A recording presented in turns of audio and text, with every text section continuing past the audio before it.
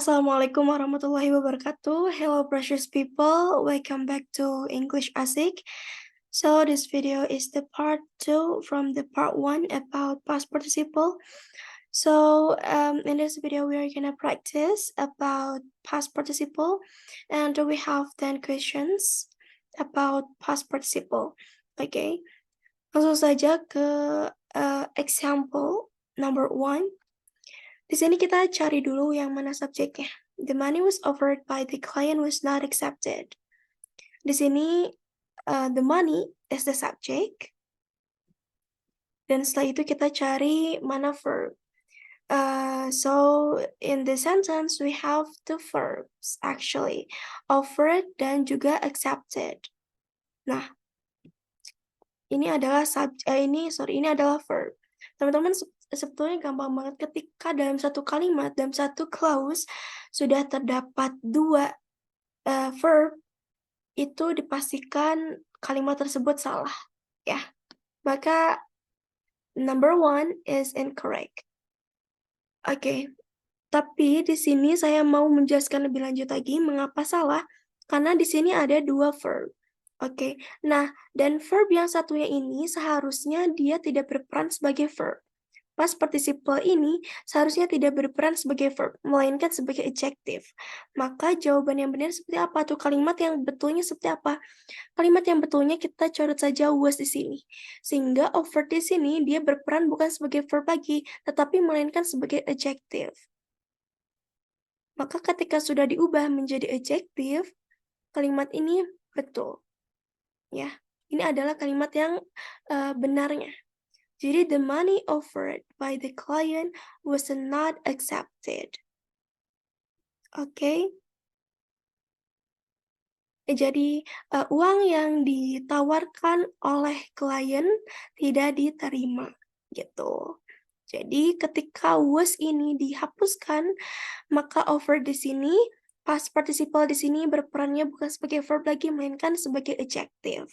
Oke. Kita next to the number 2. The car ini adalah subjek listed. Nah, ketika past participle tidak diikuti oleh apapun, tidak diikuti oleh modal, tidak diikuti oleh to be, melainkan setelah subjek langsung saja kepada past participle, maka past participle ini berperan sebagai adjective bukan sebagai verb. Oke, kita lihat di sini. Had ini adalah verb. Dan juga ini stole, ini adalah verb. Ya, maka dalam kalimat ini sudah ada verbnya, ya, dan sudah ada adjective, maka ini tidak double verb. Maka soal number 2 ini adalah the correct sentence. Okay, we're gonna move to the number 3. The chapters ini adalah subject. Okay, without ini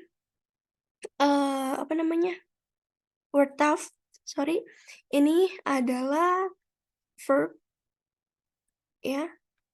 By the professor this morning will be. Ini juga ada verb. Nah, ketika ada double verb, ini sudah dipastikan salah. Oke, tapi bagaimana sih kalimat yang betulnya seperti apa? Kalimat yang betulnya adalah merubah salah satu verb ini menjadi adjective. Ketika ingin merubahnya menjadi kalimat yang benar. Mana yang bisa diubah yang ini?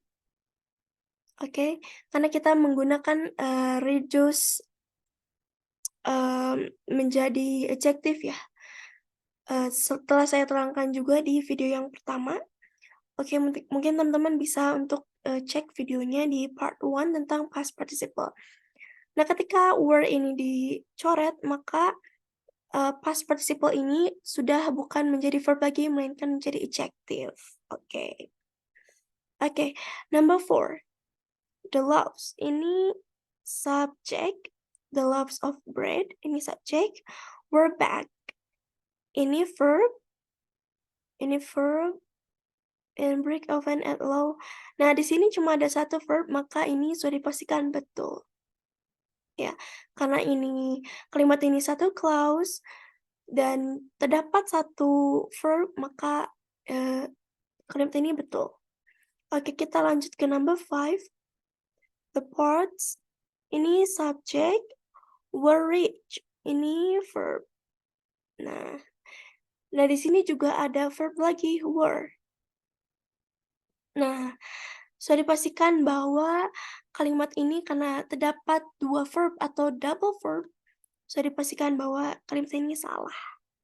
Ya, seharusnya yang ini rich saja. Kalau misalkan menjadi kalimat yang benarnya, were ini dihapus saja. Jadi, the ports reached by the sailors were under the control of a foreign nation. Jadi reach di sini kita ubah menjadi adjective, ya. Oke, number 6.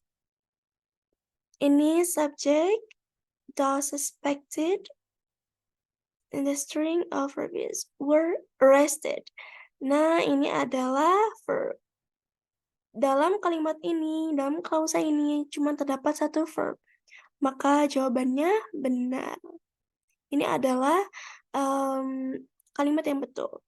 Ya, jadi sebetulnya cepat sekali dalam menjawab soal seperti ini, tinggal mengetahui mana subjek verb saja gitu. Ketika memang ada double verb dalam satu clause, maka itu sudah salah ya. Mainkan ketika ada 1 verb dalam 1 clause itu sudah dipastikan bahwa soal tersebut betul atau kalimat tersebut betul. Oke, next to the next question. The pizza, ini subject, is served, ini verb, in this restaurant is, ini ada verb lagi. Maka ini double verb, maka kalimat ini salah, incorrect. Harusnya bagaimana? Harusnya si is ini dicoret, jadi serve saja.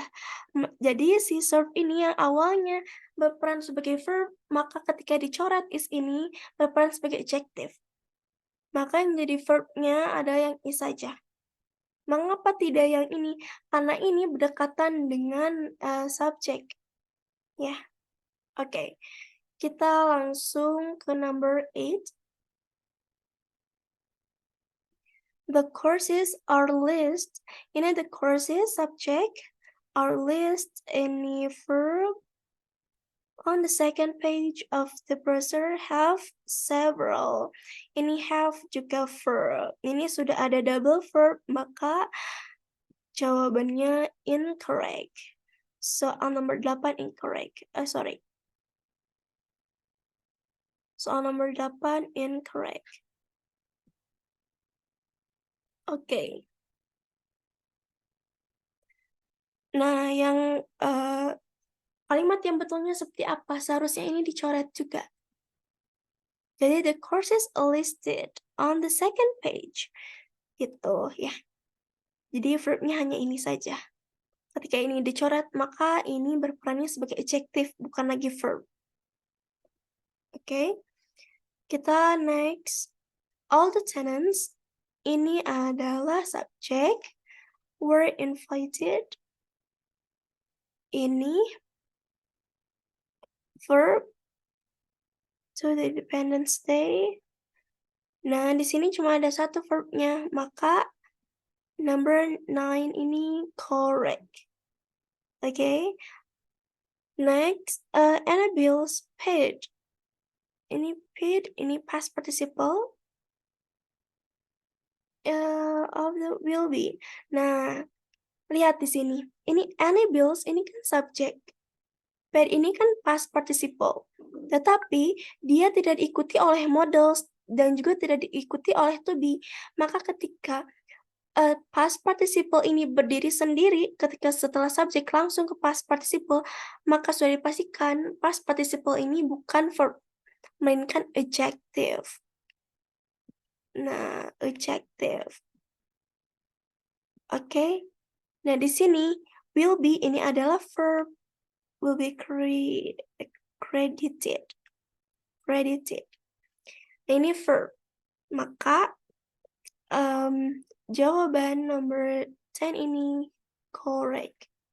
Ya, karena di sini sudah ada 1 verb, 1 subjek, maka number 10 ini adalah the correct sentence. Okay, Teman-teman, gampang sekali ya teman-teman. Jadi intinya ketika ada double verb dalam satu clause, itu sudah dipastikan bahwa kalimat itu salah. Dan juga ketika mengidentifikasi mana, past participle berperan sebagai adjective ataupun berperan sebagai verb, itu dilihat saja ketika, past participle itu berdiri sendiri tanpa diiming-imingi oleh, tanpa diikuti oleh modals ataupun to be, maka past participle tersebut berperan sebagai adjective. Melainkan sebaliknya, ketika past participle tersebut diikuti oleh modal seperti ini, contohnya, ataupun to be, maka itu berperan sebagai verb, gitu. Jadi teman-teman gampang sekali ya cara menjawab soal, tentang past participle. Oke, thank you so much for watching. Don't forget to like, comment, and subscribe, and see you on the next video. Bye. Wassalamualaikum warahmatullahi wabarakatuh.